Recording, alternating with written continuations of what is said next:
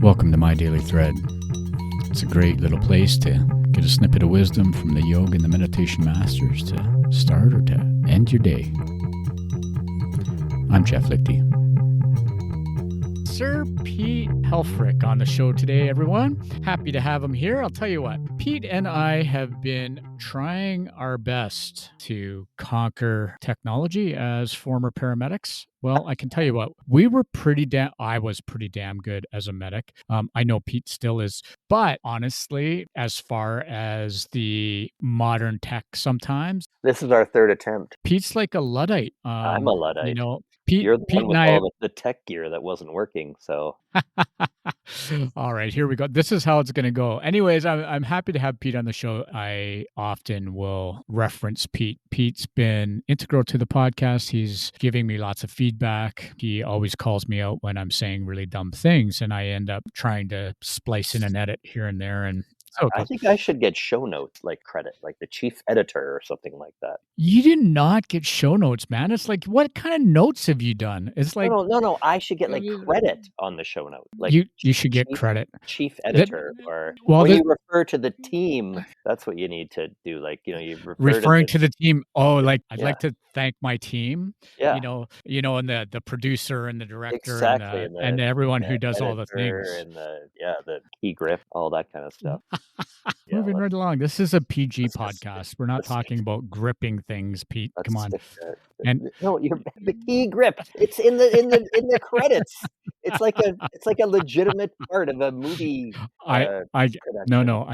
I get it. How many years have you been doing yoga with me? And you've been doing yoga for like 20 years plus. But yeah, I think how many? It was 2003 when I left martial arts. Yeah, just over 20 years. We did have a good run with martial arts. I mean, you and I, we taught a whole self-defense program to all of the City of Calgary paramedics. Rick Wong and I had designed that program. And then when Rick took off to go and do his own work in the movie industry, you and I took over the program and we taught the next rounds of it, and it was a pretty good time. Pete still comes to my Mysore room. So the Mysore room is a place where we practice yoga asana, and we have some good giggles and some laughs. And every time Pete's there, it's even more giggles.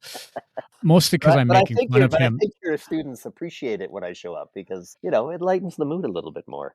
Not that it's already not light, but, it becomes even more of a circus when I show up, I think. So it's definitely a circus when you show up. There's no doubt about that. No doubt. Just for sake of clarity, because I really don't know how to describe this Mysore thing that I do, like Mysore teaching and what that is. Like, how would you describe what the Mysore room is and how people learn in the Mysore room? Well, I think in order to answer the question, people need to understand, the podcast listeners, that you have evolved in how you teach.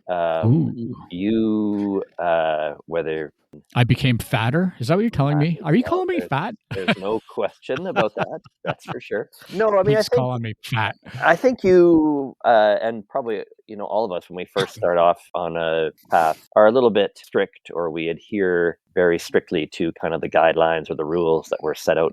In your case, it would have been Patabi Joyce. And so I think, you were no different in that all of us, when we start off on these paths, you're a little bit strict on this is how this will be done. I think what's been great and what I see now is that while you still are adhering, or you're still kind of based in their tradition of how the Mysore program and asana practice should be practiced, there's a whole lot more room now for people when they come into your space, if they've got an old injury or of any kind.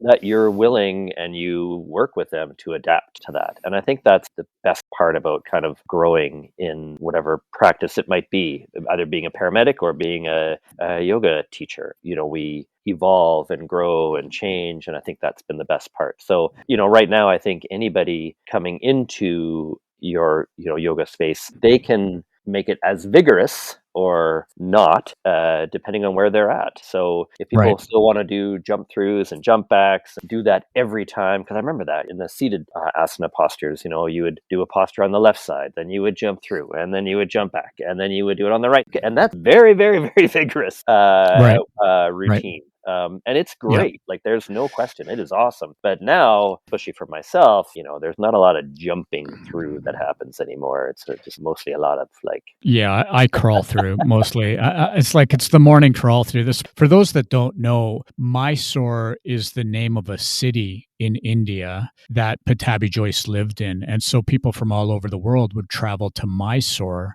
to go and study with Pattabhi Jois and his grandson Sharat. That's how the term Mysore style, I think, got coined. And really, it's a style of yoga where everyone practices in a group, but they're practicing at their own pace. And so they've learned from the teacher. So in my case, I learned from Pattabhi Jois and Sharat to do these postures in a very specific sequence. And they taught me, Sharat mostly taught me, do it this way, do it this way, do it this way. That and the community, actually, it speaks a little bit to Sangha, this idea of Sangha. The community of practitioners is really important. And that community of practitioners really supports each other. And it certainly is the case currently in our room. I mean, that's why we have so many giggles when Pete shows up. Yeah. So it's good. It's definitely good fun. Yeah. But here's a good visual. Pete's tucked in under the bunk beds in his daughter's room so that the sound quality is a little bit better. This is how it goes. We finally got it figured out. We had to like be separate to do this podcast instead of because when we first started the podcast, we were very close together, very close. I don't think I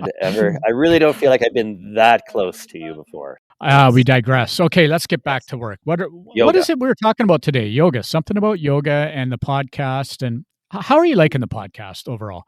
Okay. No, I think the podcast is great. I do want to inform our listeners that this was my idea, the podcast. And you can deny it all you want, but like 2 or 3 years ago, I told you that I think you need to do a podcast because I think that you have a lot to offer people. I think much like Chuck Miller, and you can tell people who Chuck Miller is after I'm done talking, but you're in a way, you're a lot like Chuck Miller, or I think you are, because you can take this Eastern philosophy that India, where yoga comes from, and you can attach kind of Western values or Western awareness to the two. And I think you do a great job of kind of marrying the two together. Of saying something in Sanskrit and then making something up is what I didn't say your Sanskrit was any good.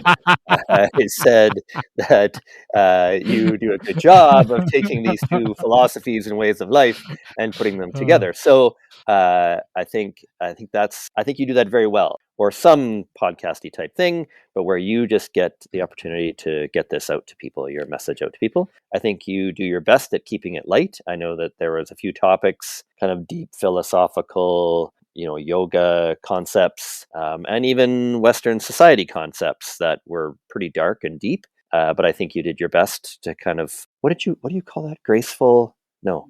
Elegant struggle.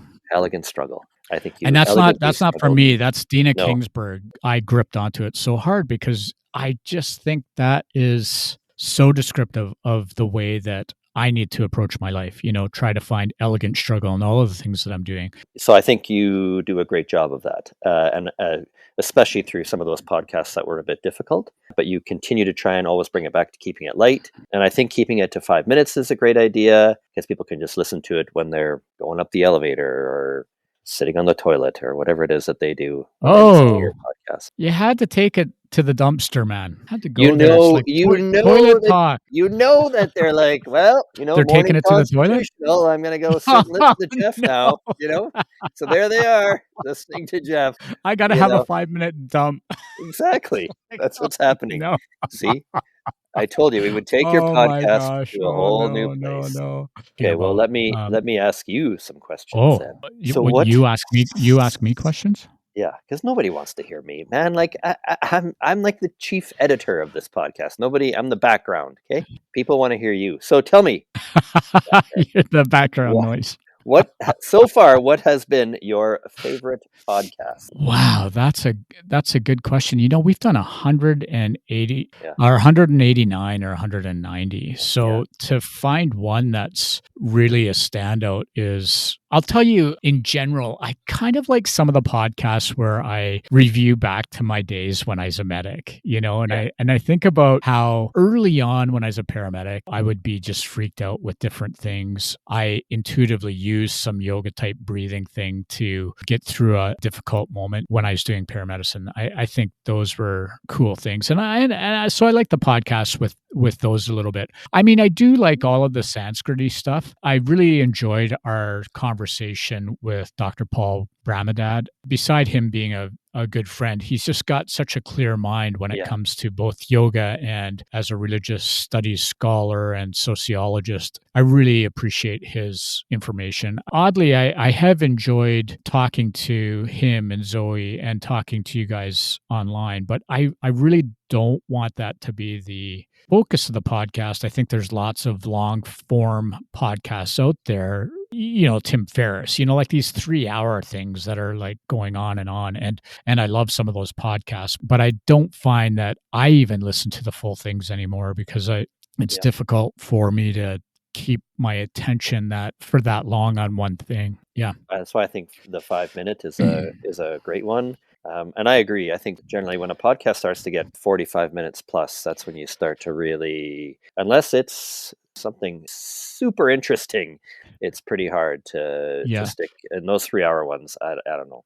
I don't know how you produce that. So. Let me throw it back to you. How did you have a specific one that comes to mind that was your favorite? Oh, see, that's a hard question, isn't it? No. 188. Yeah, I mean, I really liked that. This isn't like a fun podcast, but I felt like you navigated through the whole bit about Patabi Joyce's behaviors. I felt like you navigated through that really well, especially because we're 50-year-old white guys. So it's hard for us to navigate pasty through that. White guys. Yeah, it's hard for us to navigate through that period.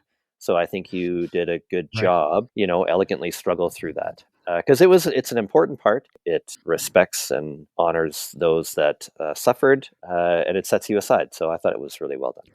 Oh, good. Okay, well, I appreciate that. I hadn't really thought of it that way, but for those of you that don't know, Patabi Joyce got embroiled in the Me Too movement, and there was some absolutely inappropriate behavior towards women from his side, and it caused a lot of pain to a lot of people. So that's what we're referring to. I'll get into it again. I don't know what the podcast is. I'll see if I can look it up for the show notes. But okay. Well, that's interesting. That was a good one. So yesterday, Pete and I were looking over the stats on the podcast. Not that I really care because I'm going to do this project anyways. I signed on to doing this thing. It's like I'm going to do this thing because I need to do something for my yoga journey and commit to something in my yoga journey. And so that was going through the Yoga Sutras. And for me, this is a passion project in a way. But we were giggling yesterday because we weren't giggling actually. We were just actually quite amazed to see that the podcast that had the most downloads was the podcast where I was speaking about Sharat Joyce's death. I don't know what that speaks to. If that speaks to, we're in this culture where shock and awe, the Crisis News Network, CNN, where the only thing that's going to grab our attention is death and tragedy and shocking events, and in this case for the Ashtanga community, this was a shocking event, Sharat's very untimely death and unexpected death. There's definitely an addiction to distraction. So something like that would really get people's attention for a while. That's for sure. Yeah, and it's true. We definitely lend ourselves toward crisis. I don't know. Like, do you see any new themes in the world? EMS seems to be a place where you can take the temperature and what's going on in the world because it's like front line and this is how things are. Like, do you see anything like that right now in your current role as a medic? Oh, for sure.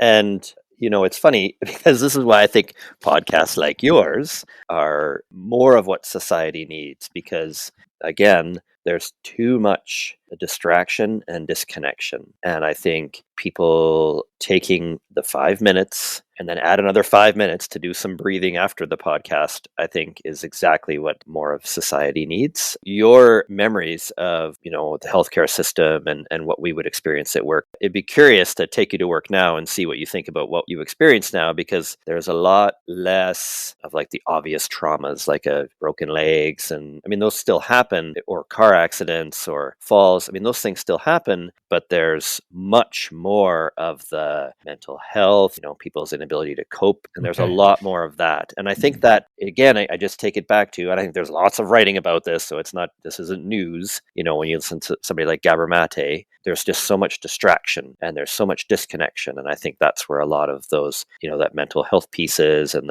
we call it dyscopia at work and inability to cope. So I think you'd see a lot more of that. And I actually think hold on. Dyscopia. I love that.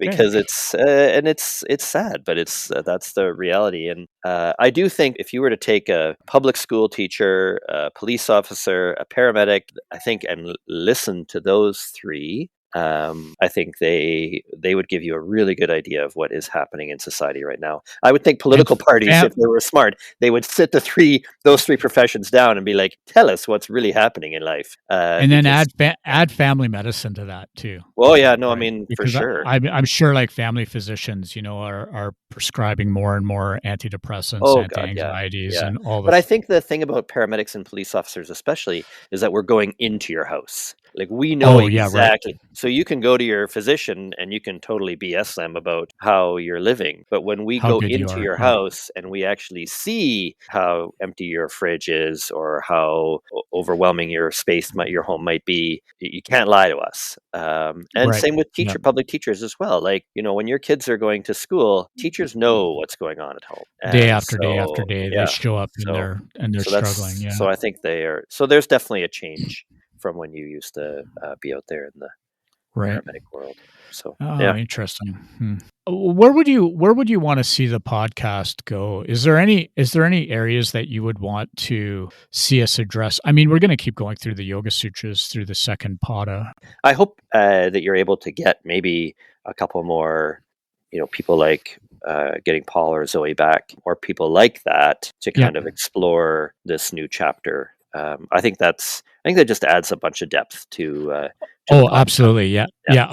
Of course, 100% will do that. I still want to get Carolina in, she's a PhD researcher and neurophysiologist, neuroanatomist. I'm not sure what she is. Anyways, you remember Carolina from the Shala, and she's in Switzerland now. I'd love to get her to talk about the neuroanatomy of things a little bit more. That would be kind of cool. And I don't know. I'll have to think about it. I wonder if I could get some of the old school in here. Like, are you talking like David Swenson or Chuck Miller or Swenson, Chuck, David, Chuck? Yeah, like those guys would be great. Okay, So basically, more guests, less me and more guests. Is that what you're saying? No. Well, I mean, really, we're all getting kind of tired of hearing you day after day. There it is. If you could see Pete's crossed arms right now, and he's like giggling. He's just giggling. He's giggling in the bunk bed. Okay. There you go. Hang on. All right. Now, what changes? Okay, here's a couple of questions. So, are there any big changes that are going to come to the second chapter when you're doing this at all, or any changes at all? No, I think I'm going to stay with the same format. However, I'm really going to, this year coming forward, I'm going to launch a few more online courses that aren't going to be expensive, sort of like, nice bottle of wine size expense, but that will give us introduction to meditation, introduction to asana practice for those that aren't able to access it. It's about trying to extend outside of the 5-minute period with a few other programs so that people can start to experience it. And you remember when Tuaraji taught us about the Hatha Pradipika, this idea that and Patabi Joyce used to say this too. It's like anyone can do yoga. Old people, young people, sick people, healthy people, big people, small people, like it doesn't really matter, but lazy people can't. And then the other thing it says in the Hatha Pradipika is this idea that you can read about it, you can write about it, you can talk about it, but the only way you're going to experience is it by practicing by actually doing. And it. so I want to see if I can add a few more inexpensive courses you can do that will help people understand and be involved in the yoga. Here's a question that I wanted to ask you. I want to be mindful of time because I know we don't want to go on forever, but explain what has happened to yoga in the last 20 years. Because when I first started in 2003, it was with you at the Yogashala, but then you guys left. And then I switched over to Celeste Needham's place, the Bodhi tree, and I was there for quite a while. When I remember going, literally you had to fight your way to get into a class because it was so full, and there was yoga shalas everywhere. I feel like that's changing. Right. What do you think? What is your assessment for what is happening to yoga? My very quick assessment is social media has ruined yoga. I think that. Whoa! Wait a second. Bomb. Here's what I think. I think the world has become yoga voyeurs. I think. And not just yoga voyeurs, I think we become voyeurs into other people's extreme behaviors that we see online. And so whether that's YouTube, whether it's Instagram, whether it's Facebook, whether it's TikTok, people are doing extreme things. And what we're expecting is more and more extreme things. And what that has done is people start to sit on the fringes and watch the extremity, the extreme behaviors, rather than going for their own personal experience. Whereas in 2003, I mean, we didn't have a lot of the video phone stuff yet. So not everything was being videoed. With the advent of all the video and then all of this social media, and then the way that the social media companies are optimizing our neurophysiology, how they're manipulating really our neurophysiology in order to keep us addicted to the screens, we have become a nation, we have become a people of watchers more than doers. And I even see it in myself. We become watchers. We haven't become doers. We become voyeurs instead of experiencers. And that to me is the major, major problem. I don't even know what to say. Mic drop. I couldn't. Yeah, baby. We didn't even even pretend to plan that one. That was okay. That was good. We can end the podcast. We're done. So you think that people are? So let me just unpack that a little bit. So you feel like people are just looking on YouTube and they're seeing somebody's yoga practice and they're saying that's amazing. Like they're not getting up off their butt and doing it themselves. Like what? Let's unpack that a little bit. It's both that's amazing coupled with I could never do that. There's two parts. There's the part of that looks at this extreme. Everything is more and more extreme on all of these networks, right? Like when you look at any of these, whatever you call them, reels or the little video things, the TikTok, everything is more and more extreme. There was that for a while. There was that trend where people were like chucking themselves off of a high cliff into water. It was called the death drop or some stupid. And you would just flop into the water. Like you weren't actually a real diver. You would just fall into the water. And it was people were doing it from higher and higher. It's the stupidest thing I'd ever seen. And it was pointless. I didn't understand any of it. Right.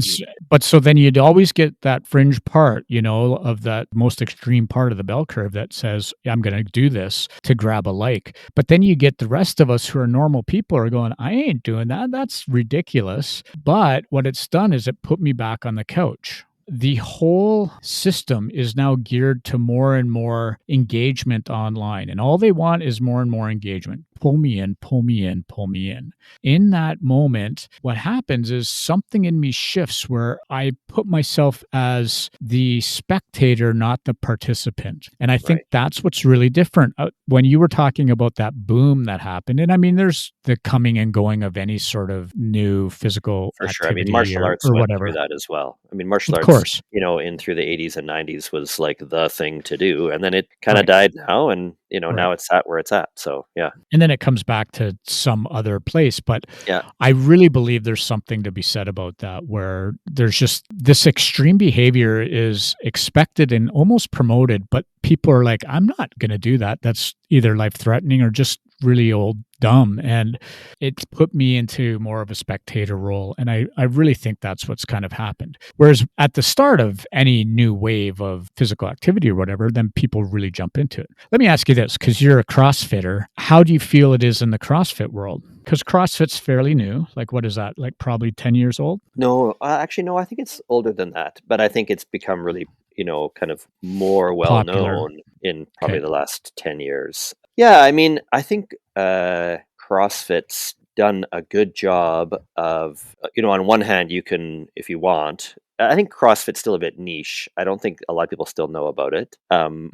Anybody who's in a physical well-being kind of headspace will probably be aware of it, but I don't, because they're going to hear about different ways of getting healthy and well. But I think for the most part, most people still don't really know about it. But I think, you could watch the CrossFit Games. They have these things every year. Yeah. And so you can see these amazing human beings, like physically the fittest human beings, and you can see that and be like, oh my God, that's so extreme. There's no way I could do that. But I think what CrossFit's done a really good job of is when you go into a CrossFit space, they scale, like you can scale everything. Like if you can't jump, well then here's a small 6-foot high box that you can just step up on. You just step up on, yeah. Right. If you can't do a push-up, well then here's a way we can scale that for you. Here's the wall or something like that. Yeah. Which is why, again, I go back to initially, and this is where I wish we would be able to get more of what you're trying to do out. And I'm sure there's other yoga teachers who are doing this too. But you're trying to meet people where they're at, to say you don't have to jump through and jump back. You can do this. And so, but I think CrossFit's done a really good job. I hate to say it, but maybe marketing the seniors classes and the people with obvious disabilities, and children. So I think they're doing a really good job of doing that. So that's one thing I would definitely give CrossFit credit for when it comes to getting people to come in.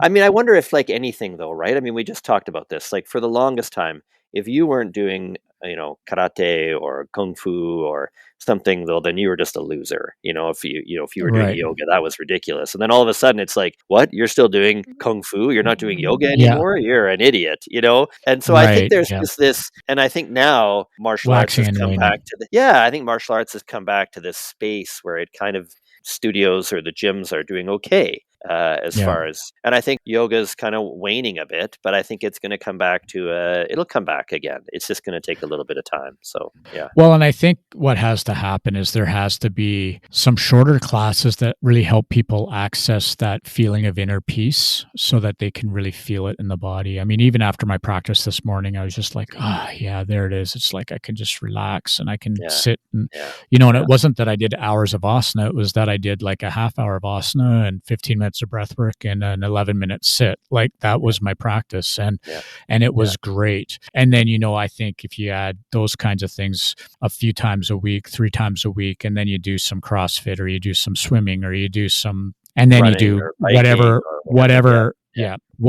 other, lifestyle fitness things that really will keep you fit in your mind, keep you connected to people in a group of people, then I think we're in good shape. Absolutely. But I see that it's almost 40 minutes. So I do. Okay, wait, I'm going to ask. Okay. I know. Okay. What are 3 books that you think people should read? Ooh, 3 books that I got this. So I listened to Alan Alda's podcast. I love that guy ever since MASH. Yeah. Anyways, he has a great podcast. I listen to it all the time. And this is one of the things that he asks is, what are 3 books that people should read?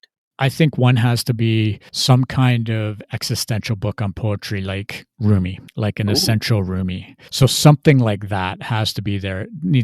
Something short and something. And I'm not saying you read that all the time, but like this would be something that I would want on my shelf. I like Siddhartha, the book Siddhartha, which is that's a brilliant one. And then the other one that I really like is The Alchemist. Oh yeah, that's also very good. A couple of shorter kind of classic books. What about you? What would you do? Well, I would agree with everything you said there, and I have those. I have Bruce Lee's The Tao of Jeet Kune Do. I think that's a really excellent for anybody. Yoga, it doesn't matter, mountain climbing, whatever it is. I think his approach to life and physical experience, I think he does a great job of speaking to that there. But I would agree with your other suggestions. How about this? What are 3 books on yoga that you think people should have? 3 books on yoga. That one's pretty simple. I think the first one is the Yoga Sutras commentary by Swami Satchidananda. Yeah, you like that I think guy. that one.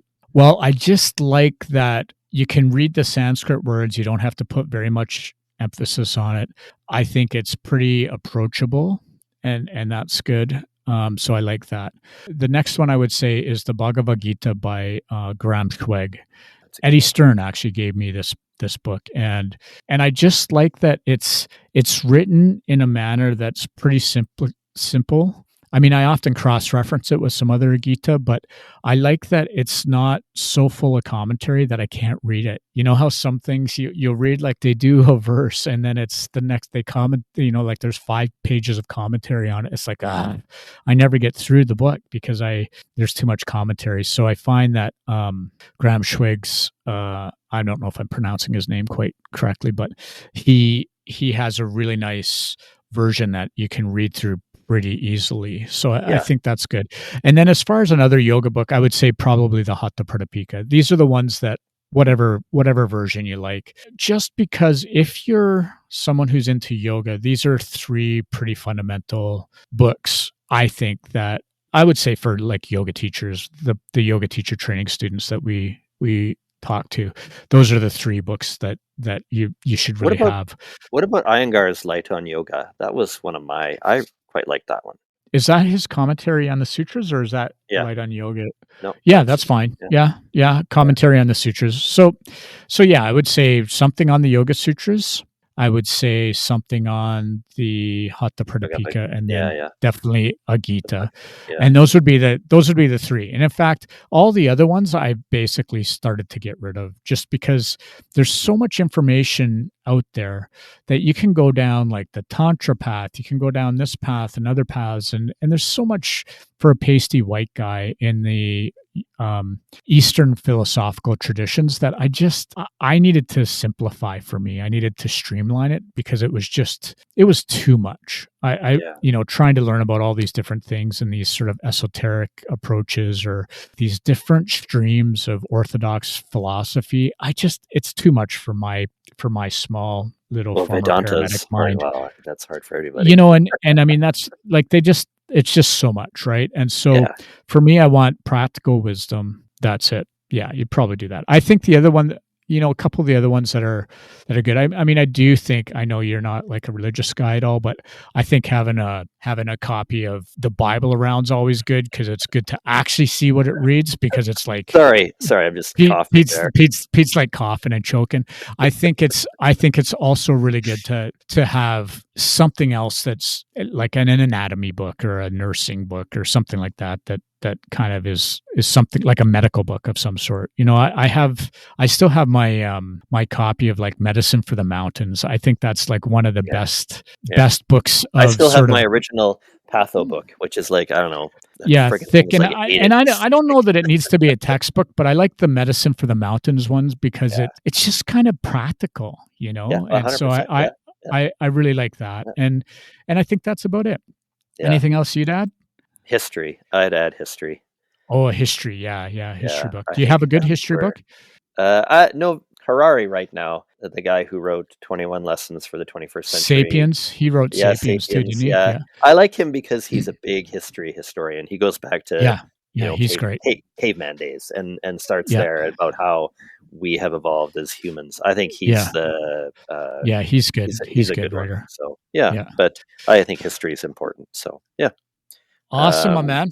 Okay, well, listen, I like this idea you had. You said 30 minutes of asana, 15 minutes of breath work, and like 10 minutes of. I think that this is a good idea. Okay, you know what? I'll put something. Remember the last time I had a good idea? Oh no! What was that? Well, the podcast. We'll leave it at that note, my friends. All right, Pete. Well, hey, listen. You know what? As always, I really appreciate all of your support on the podcast. And I mean, I don't know if anyone's even going to listen to us ramble around, but it was super fun to do. I'm going to go back into the background. I'm going to go back behind stage now. and I do, for everyone listening, I wish you all the best through the holiday season. You too, Pete, you and the girls, and you and your family. Well. I wish you guys all of the best during the holidays here. And to all the listeners on the podcast, I wish you Merry Christmas, Happy Hanukkah. Happy New Year. What else? Happy New Year. Happy New Year. Diwali and all the things in the Eastern world. So whatever it happens to be, I wish you the best of all the holidays. And I appreciate you all for listening. And Pete, shall we do it together? Hey, on 3? Let's do it. Come on. I'm ready. 1, 2, peace out. What? That was it? What? No, you raced not together. Ahead, man. Oh, okay. Here we go. All right. From Pete and I, all the best to you. Peace out.